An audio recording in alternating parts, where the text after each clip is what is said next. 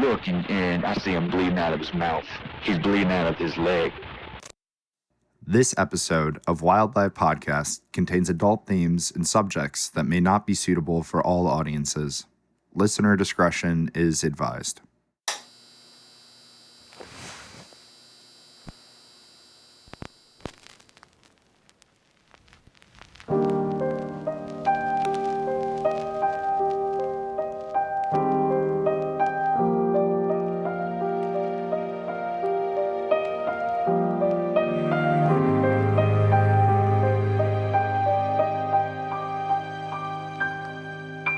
In 1869, cousin of Charles Darwin, Francis Galton, coined the term for one of psychology's most long-standing debates, nature versus nurture, both sides attempting to understand the reasoning behind the complexity of human behavior.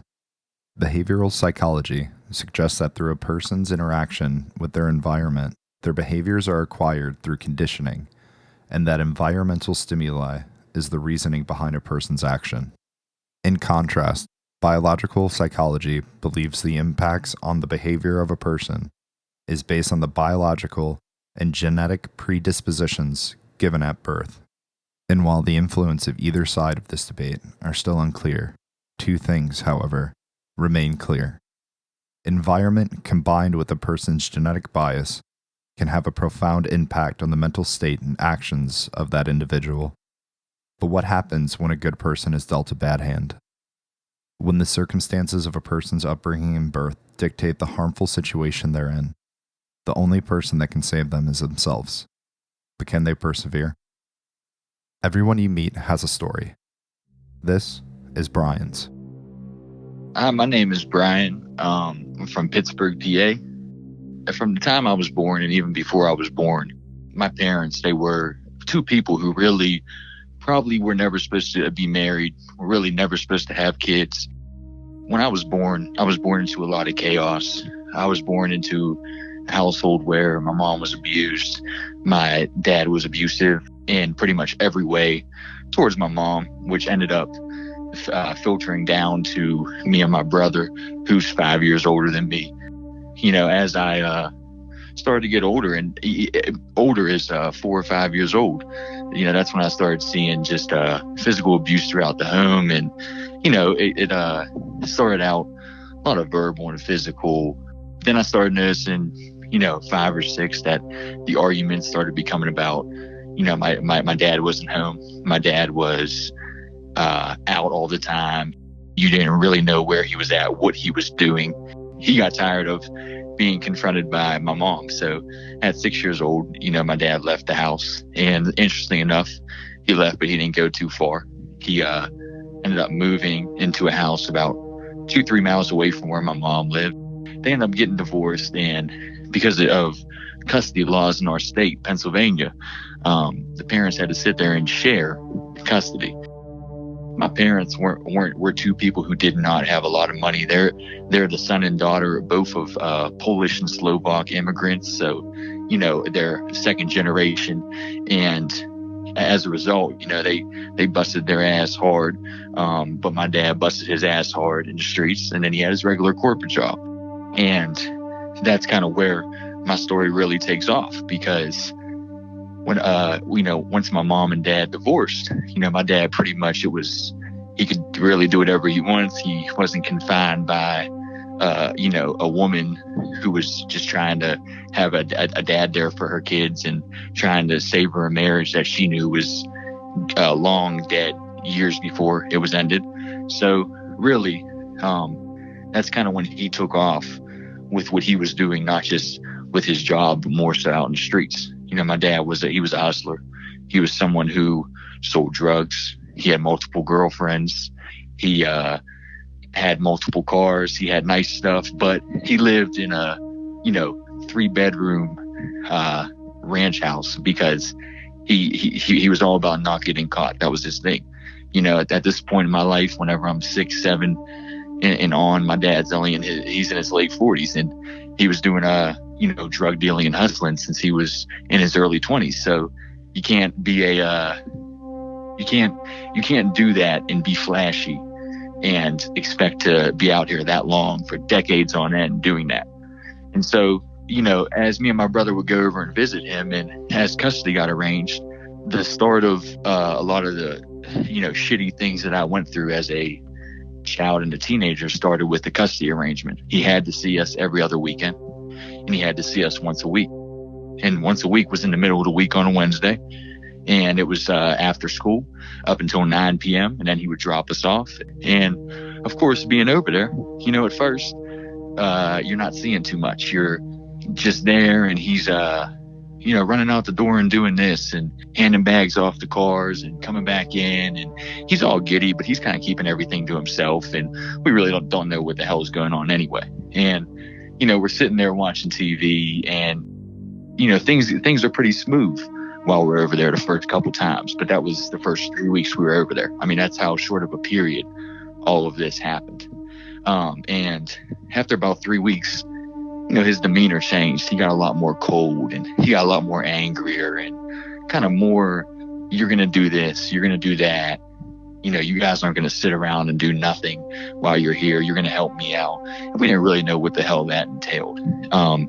And my brother, he was someone who was a very academic person. He was very, very good in school. He was in sports. And I think that was, to be honest, his way of dealing with the things that he saw, and an escape for him also from what he didn't want to keep seeing and keep experiencing. Me, on the other hand, I was non-academic. I barely played sports, especially good, enough to even try out for school teams. So my brother was in and out of the house, even on those Wednesdays and every other weekend. He was busy with sports, busy with friends, busy with stuff going on. I was still pretty young, so I ended up getting dragged into things. And those things started out as something as simple as, hey, Brian, there's this brown paper bag. You run us out to this car. Make sure you get X amount of dollars. And if you don't get X amount of dollars, sit there and tell them to hold on and run into me, and don't let them leave. And it started out as that. And so, 8, 9, 10 years old, I'm sitting there and I'm just kind of doing what my dad wants me to do. And it started out as simply as that. And I never questioned what was really going on, never looked in the bag, never sat there and questioned anything, because I was just like, this is what he wants to do. This is what he does to, in order for me to, knock it on his nerves and not piss him off. As I start doing this more and more for him on a more frequent basis, more people start coming around the house. He gets more comfortable. He starts letting me see a little bit more, especially as I get older. He starts not being so hush-hush with the conversations. And at this point, I start seeing multiple girlfriends come in, and these just aren't customers or friends. I also learned, that he's selling coke, he's selling heroin, he's selling pills, selling a little bit of weed, pretty much whatever you need. My dad had. That was who he was. If you needed it, he had it. So a lot of that translated, you have a 8, 9, 10-year-old up against all that and involved in all that. It eventually became normalized to me. Before I did it, it was something that I saw. And when I started doing it, it just felt like this was a natural progression, because, like I said, you're helping out your people. You're helping out your dad. You're stopping, like I said, stopping them from being mad. I start seeing certain things, I start seeing at times people wouldn't pay him his money. They would owe him money. So, at first he would bring him into his garage or bring him in his back, and I would watch from the window, and he would beat him up.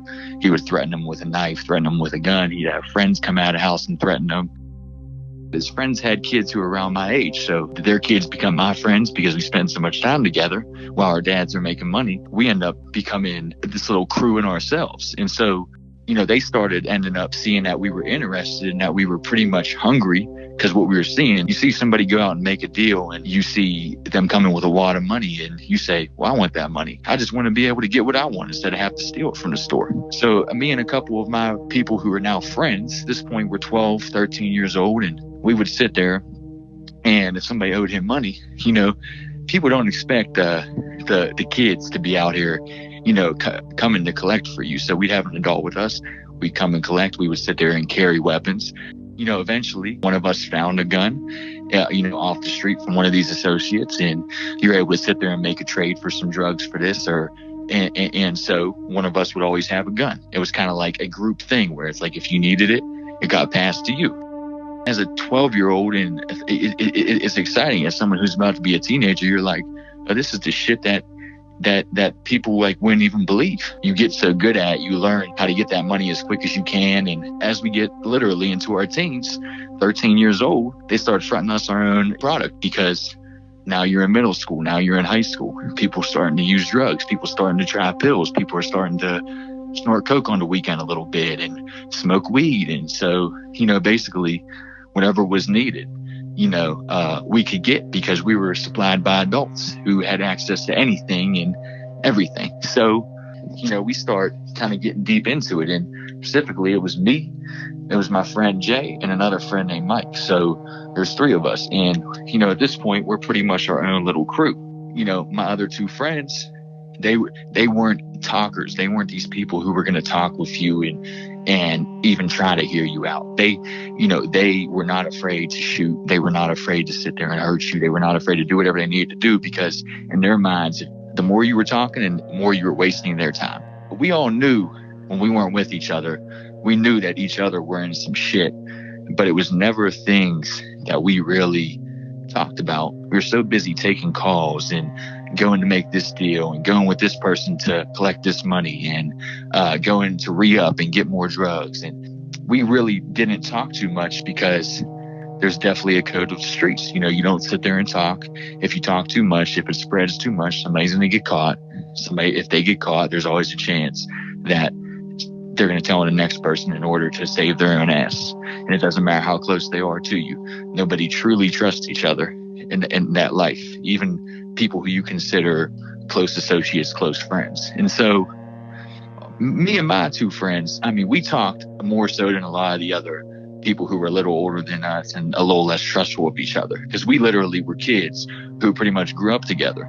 And now we're becoming teenagers. We're still kids. But we really formed more of a bond as brothers than just associates. So you're going into Pittsburgh, and we were in an area of Pittsburgh that really wasn't that great of an area. We were just sitting there, really just hanging out that day. And I was, at this point, I'm 15 years old. And at this point, I've been doing, this full time pretty much. Even when I'm not at my dad's or on a Wednesday or every other weekend, I'm still fielding calls. I'm still making moves. I'm still taking, drugs to places. I'm still making deals. Especially as the weekend would approach, every weekend, every Friday, Thursday and Friday, really, were the biggest days. And, it was a weekend where we really weren't that busy. So we said, we're just going to walk around, hang out. And, my friend, he had cousins that lived down in this, bad part of Pittsburgh. So something that, as kids, you don't really think about fully, but as an adult, I think about a lot more now. So, we were at his cousin's house, and it was me, my two buddies, and his cousin's like, oh, go run to the store for me, grab me some blunts, grab me some snacks, like grab yourself some shit, like get whatever you want, for the rest of the day. And, we go to the store, and we're sitting there smoking a blunt on the way. We're hanging out, bullshitting, really not giving a damn. Me and my buddy go into the store. My other friend Jay, he stays outside of the store, and even at that point, we just going in, grabbing our shit, talking shit to the people that we knew, and we come out, and my friend Jay's standing at the corner, and a car just comes by. It was a black SUV, tinted out windows, and all you just hear is massive bangs. It was 20, 30 pops, and my first instinct was to just hit the ground, because they were coming towards me. I didn't think about running. I thought about hit the ground, get low, and you're out of line of fire. That was my first thought. My friend is a couple feet away from me, and he sits there and hits the ground too. I'm under a bench next to a garbage can. He's sitting there just under the overhang of the entrance. After 20 seconds, you see the tires veer off, and boom, car's gone. And immediately I get up, and immediately I look over, and my friend is 15, 20 feet away from me on the ground, just hunched over. And I immediately knew. I said they were going after him. And it all clicked in my head at that point. And we run over without even thinking. Both of us run over to our friend. There's people all around. They run out of the store. Other people run across the street. There's probably 10 people tending to him. But you look and I see him bleeding out of his mouth. He's bleeding out of his leg. And I'm just thinking, what the fuck happened? His eyes are still open. He's heavy breathing. He's pretty much hyperventilating. Choking on his own blood. I'm hunched over with 8 other people. And we're just screaming to him, stay awake, stay awake, stay awake. And my other friend is just sitting there, just staring at him. And he's not even helping. He's just pretty much in shock. Someone took their shirt off and they saw a hole in his chest. And so they put the shirt on the chest. And we thought, okay, like he'll be all right. He is trying to talk. He has blood coming out of his mouth. He's spitting blood everywhere because he's trying to talk. He's choking once again on his own blood. I'm just sitting there looking at the situation, looking at my friend. And, my friend would look at me. He would look at other people.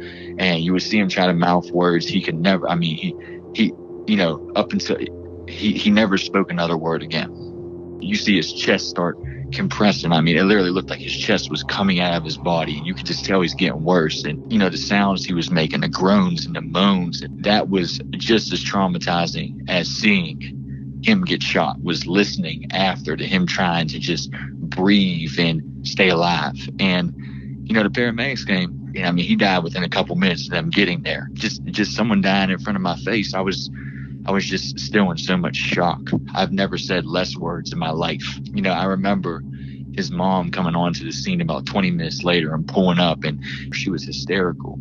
And she grabbed me and she shook me and she said, what happened? What the fuck happened to my son? I remember her looking over and seeing paramedics work on her son, and she literally, ran over and fell on top of the paramedic who fell on top of her son. It was honestly one of the saddest things I've seen in my life because she was so hopeless, and it's almost like she ran over and her brain connected what the hell just happened, and she literally couldn't even help herself but to fall over on her son. And I remember her getting up, and I remember seeing blood on her face, and I remember looking down and seeing blood on a little bit of blood on my jeans and on the bottom of my shirt, just from crouching over, being close to him and just trying to grab him and figure out what to do next.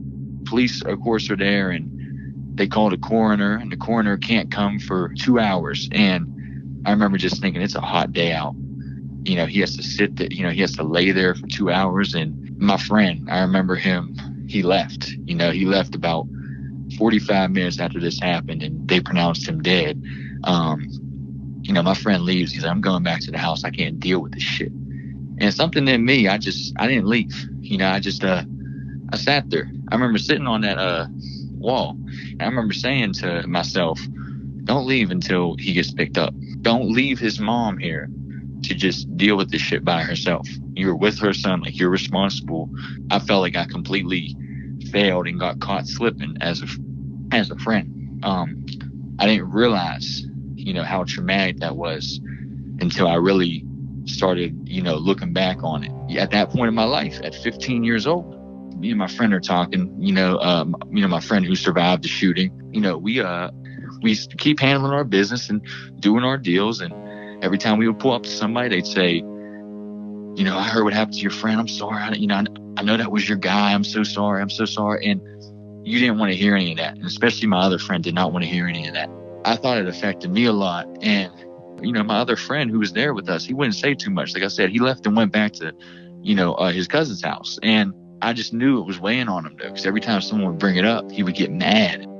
The longer time passes, especially when you're in the streets, like, people start talking and people know what happens. Somebody knows what happens, even if the public doesn't or the police don't. Somebody knows. My friend, because he wasn't someone who talked and expressed his feelings, all his anger built up in him. We fast forward to 2 years later, and people are still talking about it. And, oh, you're not going to get back and do anything about it. He's getting egged on. And we later find out that my friend was targeted because he ended up shooting somebody a couple of days earlier. And the guy was much older. And that guy's people ended up, were the ones that committed, the drive-by. My friend tells me, he says, I'm so pissed off about this. Like, I can't keep dealing with people talking about this. And you're just saying, like, bro, don't lose your head. Don't sit there and let these people make you do something you shouldn't do. But you can only tell that to someone so many times. There's a day that goes by and I don't really talk to my friend. Then, I get a call from his mom and she says, "Did you hear about Mike?" I said, "No." And she said, he's in jail. I have the news on and it comes across as a 16-year-old arraigned in attempted murder and double murder of a pregnant woman and her fiance. And I literally say to myself, fuck, he killed somebody who was pregnant, who was pregnant with child. So he technically just killed two people and tried to kill a third one. What ended up happening was my friend, he ran up in somebody's house.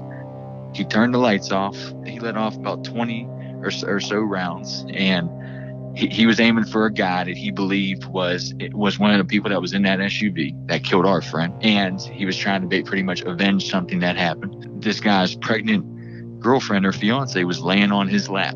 So he ended up, so while he hit the guy about 4 times, she also took a couple bullets and she died. And the baby that she was carrying, which was 6 months old, they ended up passing away also.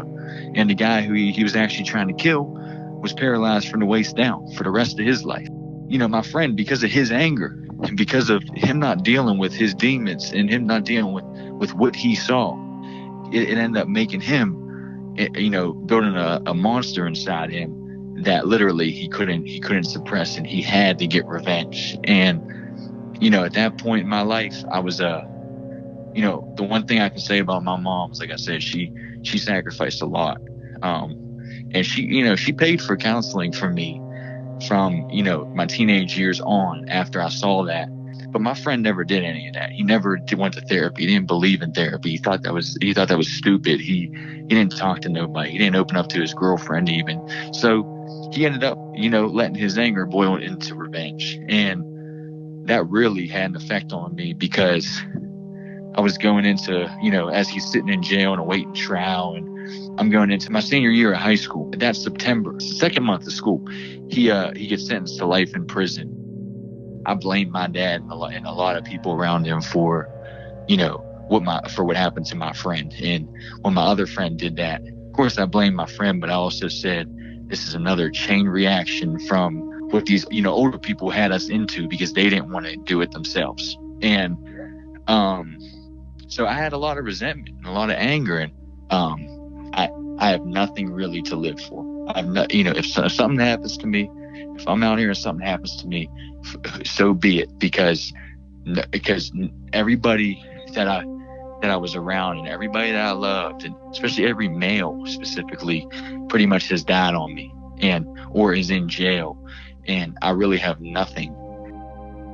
All I want is my diploma, because I didn't even think I would graduate high school, but I know my mom wants to see me walk across the stage. And so I did that for my mom. And, that kind of was the start of these thoughts in my head that, you didn't think you were going to get here. You need to push on, because you don't know what the fuck's up next, but something's up next. So my mom, she was me and her were going to one of my cousin's weddings a couple states away in the South, in North Carolina. And I was someone who, when I was younger, I read a lot of books and I liked reading. So my mom, for my graduation, my mom didn't have a lot of money, but she always would get me books, and I would never really read them when I was a teenager because I was too busy to read. I wasn't, that wasn't in the plan. We're taking a drive to North Carolina for my cousin's wedding, and I started reading 2 books, and one was about a band I loved, the Red Hot Chili Peppers, and the other one was about a music producer I like, Dr. Dre. So I realized that a lot of these people, they had same circumstances as me, and they ended up being something eventually, even after they went through all their shit. And I realized, it kind of planted a small seed in my head where I said, okay, if they did this, maybe there's some hope for me. I ended up going to college, and I started reading a little bit more. I dropped out of college. It was a really weird time for me because I felt like I was stuck. I felt like I knew what I wanted to do, but I didn't know how the hell I was going to do it. I didn't know exactly what that was, but I knew I wanted stability. I really, started traveling with my girl. She grew up like me. Her parents never could really take her out of town and really show her anything and experiences. So we kind of would pull our money together and go to these, go to random amusement parks and road trips and all this shit. And it just like every time I went out of town, I started feeling better and like there was a purpose and there was a motivation and a weight was lifted off my shoulder every time I left Pittsburg. And at the same time, at 21 years old, I found a therapist after going to 6-7 different therapists. And she literally, she wasn't a bullshitter. She was in her 30s and she was just telling me like, this is what's going on with you. And, and you're a self-sabotager.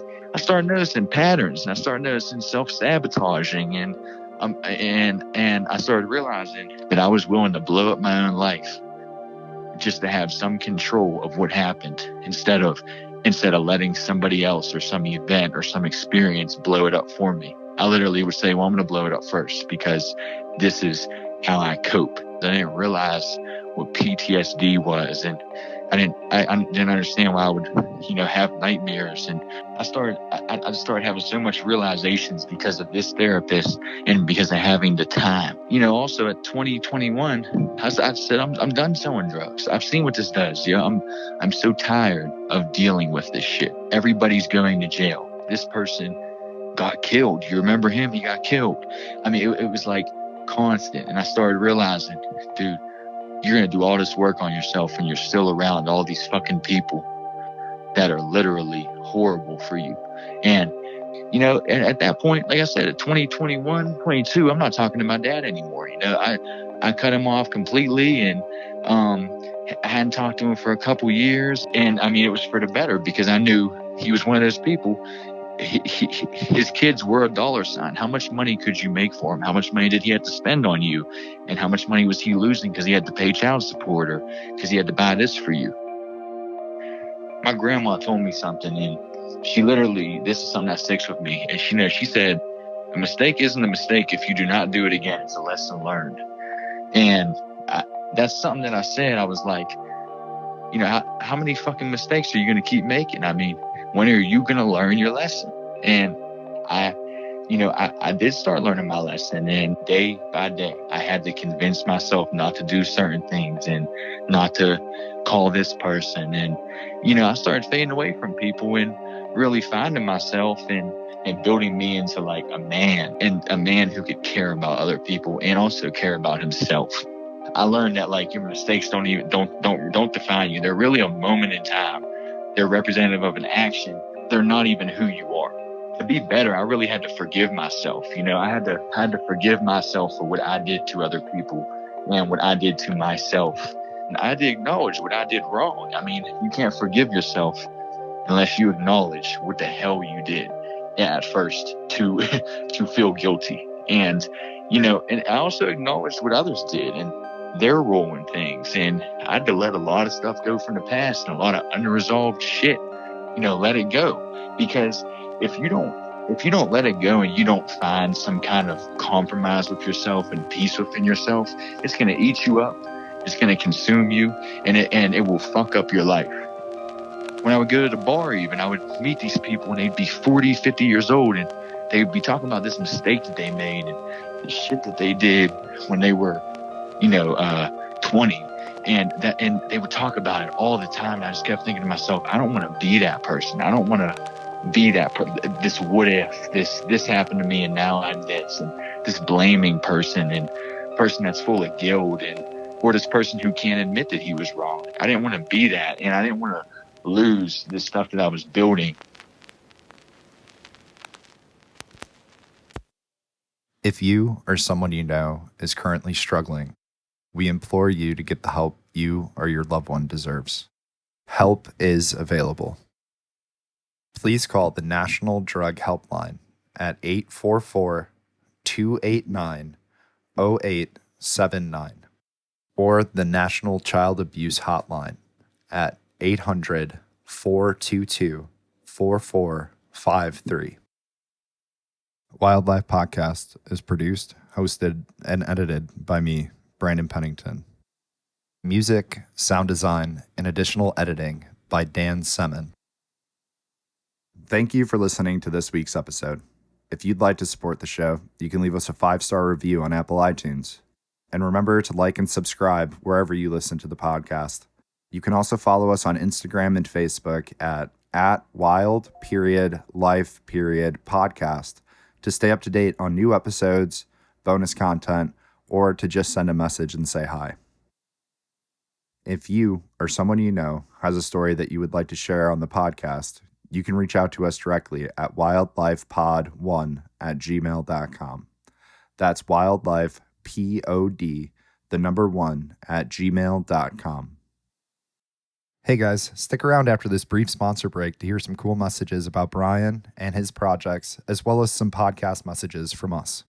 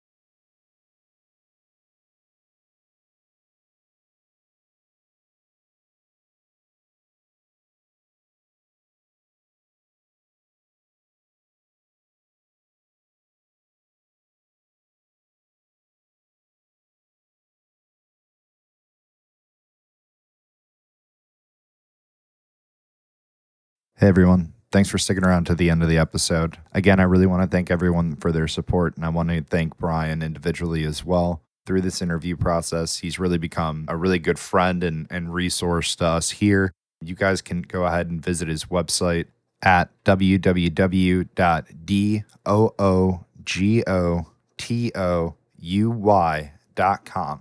I will also be linking that in the show notes for you guys to go on and go directly to his site.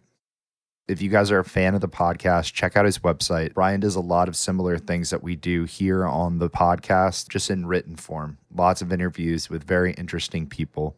You can also read an interview that Brian did with Dan and myself, just kind of the inspiration behind the podcast, making of the podcast, and how we kind of just put everything together. So if that's something that interests you, please go on and check out Brian's website. If you'd like to support our podcast, leave us a 5-star review on wherever you're listening to the podcast, Apple iTunes, Spotify. If you guys can also hit the subscribe button as well, really helps us out on our end, as well as following us on all social media, Facebook and Instagram. Thank you guys so much for the incredible amount of support that you've shown Dan and I. We really do appreciate it. The next episode will be coming out 2 weeks from today. Keep up with us on Instagram and Facebook for updates there. And then remember, if you subscribe to our channel on Apple or Spotify, you will be notified when that episode drops. Until next time, guys, thank you so much.